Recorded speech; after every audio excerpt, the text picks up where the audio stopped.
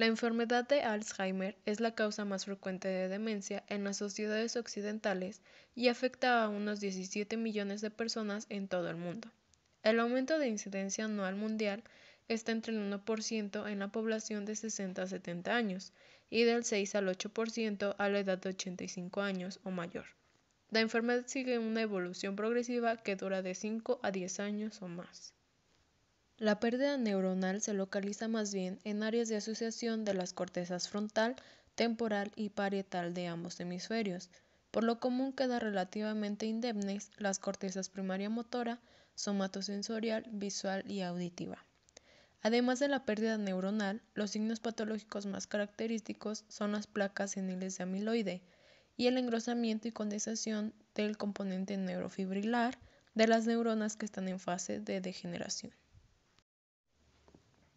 Dentro de los aspectos clínicos y diagnósticos, podemos encontrar que, en la mayoría de los casos, el Alzheimer es una enfermedad compleja y multifactorial que resulta de la interacción de varios factores determinantes, principalmente genéticos, pero también ambientales. Por otra parte, el componente genético es en sí mismo complejo y heterogéneo. Complejo porque no existe un modelo único o simple que explique el modo de transmisión de la enfermedad, y heterogéneo porque las mutaciones genéticas o polimorfismos pueden interactuar unos con otros y con los factores ambientales. De acuerdo con la edad de inicio, se diferencian dos grandes tipos de Alzheimer: las formas de inicio temprano presenil, que comienzan antes de la edad de 65 años, y las formas de aparición tardía senil, que empiezan después. Según una revisión reciente, la diabetes mellitus, la hiperlipidemia durante la edad mediana y el consumo presente de tabaco se ha asociado con un mayor riesgo de Alzheimer, mientras que la ingesta de ácido fólico, la ingesta moderada de alcohol, las actividades cognitivas y la actividad física se han asociado con una disminución de riesgo de enfermedad de Alzheimer. Sin embargo, el nivel de evidencia es bajo. Son necesarios otros estudios con medidas válidas para confirmar estos hallazgos. El cuadro clínico comienza de forma insidiosa, con dificultades de memoria, y conforme empeora fallan otras funciones. La marcha suele conservarse hasta la etapa tardía de la enfermedad.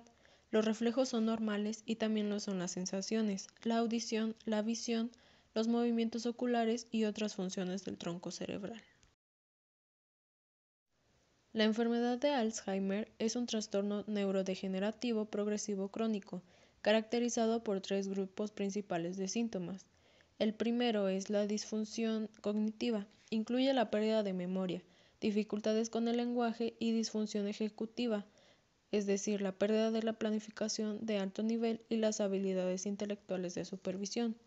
El segundo grupo incluye los síntomas neuropsiquiátricos y las alteraciones del comportamiento, por ejemplo, la depresión, alucinaciones, delirios o agitación, llamados colectivamente síntomas no cognitivos.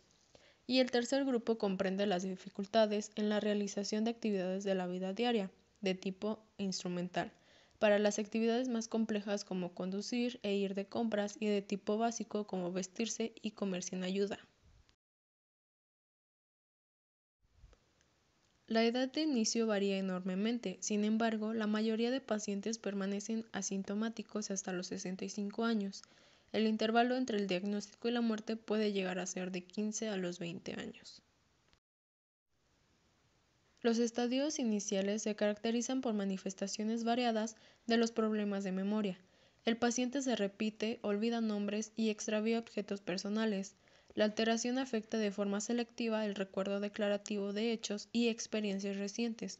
En comparación, los eventos remotos relacionados con la infancia y eventos recientes con impacto emocional alto se recuerdan relativamente bien. Un cierto desapego de las actividades profesionales, sociales y recreacionales suelen ser característico de estas fases.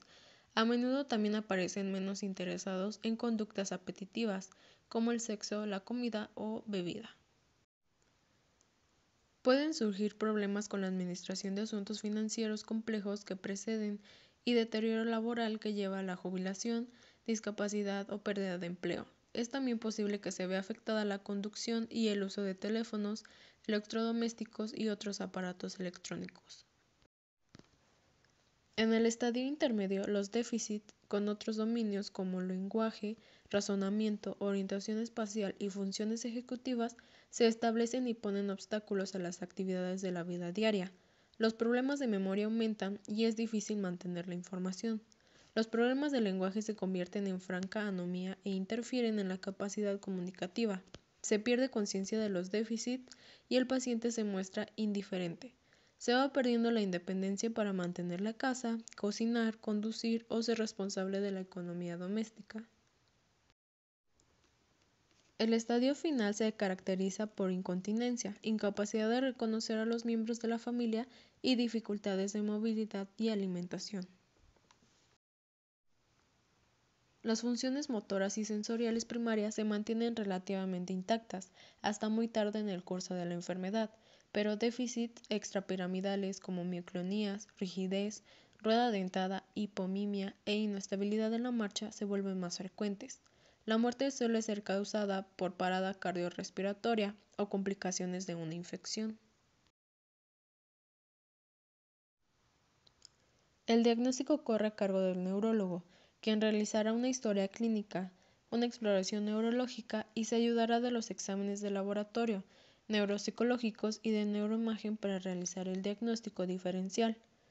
El neuropsicólogo clínico puede describir el perfil de demencia, diferenciarlo de los cambios cognitivos presentes en la depresión o en el envejecimiento normal y puede distinguir las características de demencia cortical, frontosubcortical, límbica, etc.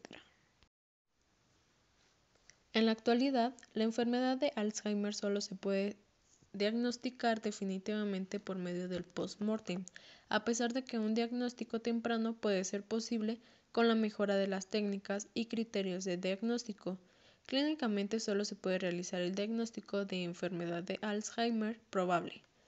Para hacer un diagnóstico clínico, se realiza una historia detallada del tipo y la evolución de los síntomas con información del propio paciente y de otra fuente, por ejemplo, su pareja o cuidador, para determinar si existe deterioro cognitivo y si ya se han afectado las funciones instrumentales y se hace una evaluación neuropsicológica. A continuación se muestran los criterios del Instituto Nacional de Trastornos Neurológicos y Accidente Cerebrovascular, enfermedad de Alzheimer y trastornos relacionados. Comienzo insidioso. Los síntomas tienen un comienzo gradual de meses a años, no súbito de horas o días. Una historia bien definida de empeoramiento de la cognición, obtenida mediante informe u observación, y los déficits conectivos iniciales y más prominentes son evidentes en la historia clínica y en el examen clínico en una de las siguientes categorías.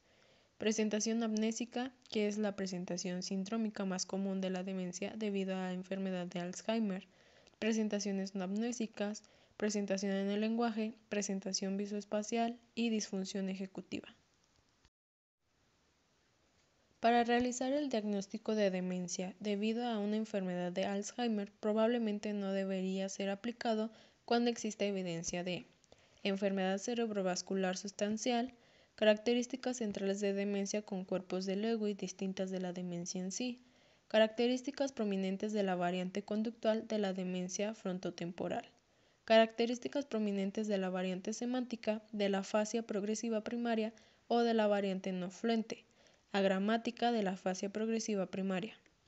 Evidencia de otra enfermedad neurológica activa concurrente o de una comorbilidad médica no neurológica o del uso de medicación que podrían tener un efecto sustancial sobre la cognición. Criterios para el diagnóstico de enfermedad de Alzheimer posible. Curso atípico. Presentan los déficits cognitivos típicos pero con un inicio abrupto del deterioro o con documentación escasa o no objetiva del declive cognitivo. Presentación etológicamente mixta. Se cumplen los criterios centrales de enfermedad de Alzheimer, pero con enfermedad cerebrovascular concomitante, historia de ictus relacionada con inicio o empeoramiento del deterioro cognitivo, o la presencia de infartos múltiples o extensivos o carga grave de hipertensidades de la sustancia blanca. Características de demencia con cuerpos de Lewy, además de la demencia en sí misma. evidencia de otra enfermedad neurológica activa concurrente o de una comorbilidad médica no neurológica o del uso de medicación que pudiera tener un efecto sustancial sobre la cognición.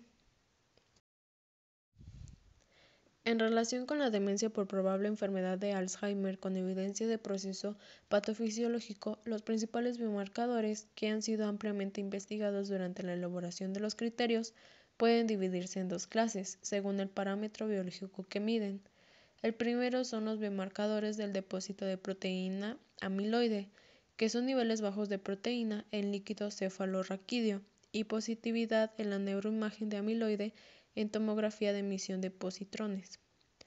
El segundo son los biomarcadores de lesión o degeneración neuronal descendente.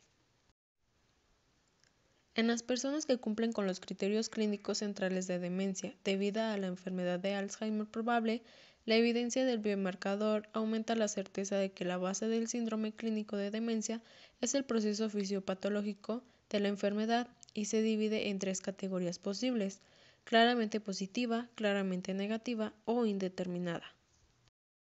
Sin embargo, los autores no aconsejan el uso de estos biomarcadores de forma rutinaria por 4 razones. En primer lugar, porque los criterios clínicos centrales son muy útiles y aportan una buena precisión diagnóstica en la mayoría de los pacientes. En segundo y en tercer lugar, porque se necesita más investigación para asegurar que el uso de los biomarcadores descritos ha sido diseñado apropiadamente y porque existen limitaciones en la estandarización de los biomarcadores de unos centros a otros. Por último, porque en el medio comunitario existen diferentes grados de acceso a los biomarcadores. En cambio, sí se recomienda en 3 casos concretos: en la investigación, en ensayos clínicos y como herramienta opcional si están disponibles y el clínico considera apropiado profundizar. En cuanto a la neuropatología y la neuroimagen, en 1906 Alois Alzheimer detectó 2 tipos de lesiones patológicas en el primer estudio anatomopatológico post-mortem de la enfermedad: los ovillos neurofibrilares y las placas seniles amiloides. En 1991, Brack y Brack publicaron un protocolo para el diagnóstico anatomopatológico de la enfermedad de Alzheimer y establecieron 6 estadios neuropatológicos. Estos estadios fueron definidos en relación a la presencia de degeneración neurofibrilar en determinadas regiones cerebrales. Los estadios 1 y 2 incluyen la presencia de degeneración neurofibrilar en la corteza entorrinal, la corteza trasentorrinal y la región CA1 subicular del hipocampo. En los estadios 3 y 4 se observa, además, degeneración neurofibrilar en el sistema límbico, y en los estadios 5 y 6 la degeneración neurofibrilar está presente también en el neocórtex. Se considera enfermedad de Alzheimer cuando el examen post-mortem concuerdan con los estadios 5 y 6. Aproximadamente el 30% de los pacientes ancianos cognitivamente normales tienen características patológicas de enfermedad de Alzheimer en la autopsia. En la mayoría de los casos, los sujetos cognitivamente normales tienen placas de amiloide neocorticales difusas, pero no grandes ovillos neocorticales. Estas observaciones han sido interpretadas para apoyar la posición que el material amiloide se desarrolla primero, mientras que los ovillos neocorticales aparecen más tarde. Los estudios de correlación entre cambios patológicos y alteración cognitiva apoyan la existencia de la enfermedad de Alzheimer como una enfermedad específica y prevalente definida por la presencia clínica de demencia y la de placas neuríticas y ovillos en el neocórtex. Es extraordinariamente raro encontrar un caso con lesiones extensas neocorticales de tipo de Alzheimer y de falta de deterioro cognitivo documentado previo a la muerte. La resonancia magnética ha permitido el estudio de la evolución de la enfermedad de Alzheimer mediante la detección de la progresión de la atrofia y la pérdida de anisotropía de la sustancia blanca. Tanto la atrofia, que es la pérdida de volumen de sustancia blanca y gris, como la pérdida de anisotropía, una propiedad de la sustancia blanca normal, son indicativas de daño estructural en las neuronas. El daño somático y dendrítico se refleja en la atrofia de la sustancia gris. La pérdida axonal no causa solo atrofia de la sustancia blanca, sino que también produce decremento de la anisotropía de las fibras axonales afectadas. Se han desarrollado métodos para parcelar automáticamente la densidad de la materia gris o el grosor de las superficies corticales en las regiones de interés. Los métodos de cuantificación de voxel permiten evaluar la atrofia sobre todo en la imagen 3D de resonancia magnética. Son una forma popular y útil para probar que un grupo presenta diferencias en la topografía de la atrofia. Sin embargo, no están diseñados para proporcionar información para el diagnóstico de un único sujeto. Los estudios de resonancia magnética y autopsia han validado de manera convincente que las mediciones cuantitativas de la pérdida de volumen cerebral correlacionan con los índices patológicos de gravedad neurodegenerativa. La atrofia se extiende típicamente desde estructuras límbicas hacia el neocórtex a un ritmo de 2 al 5% al año. La corteza asociativa es la más implicada, mientras que la corteza paracentral está preservada. La atrofia en resonancia magnética correlaciona bien con el grado de pérdida neuronal regional. La tractografía es una técnica de resonancia magnética que permite la segmentación en vivo de las fibras de sustancia blanca. Se ha usado para valorar la integridad de los tractos de sustancia blanca en pacientes con enfermedad de Alzheimer y muestra de forma consistente anormalidades en el esplemio del cuerpo calloso, cíngulo posterior y fascículo uncinado.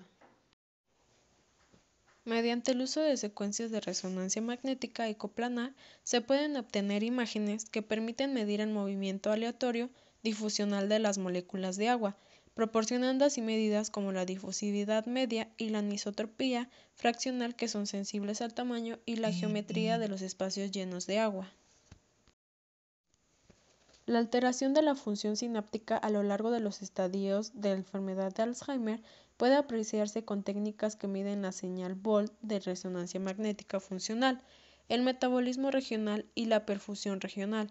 Los hallazgos son concordantes, pero cada técnica presenta diferentes aplicaciones. El metabolismo se ha estudiado extensivamente, pero los descubrimientos más recientes son debidos al uso de la resonancia magnética funcional en los estadios de reposo para evaluar cambios de conectividad funcional. La conectividad funcional alterada en la corteza posterior de asociación no solo es debida a las alteraciones neuropatológicas focales, sino que también refleja efectos distantes de daño neuronal, por ejemplo, el hipocampo sobre la corteza cingulada posterior.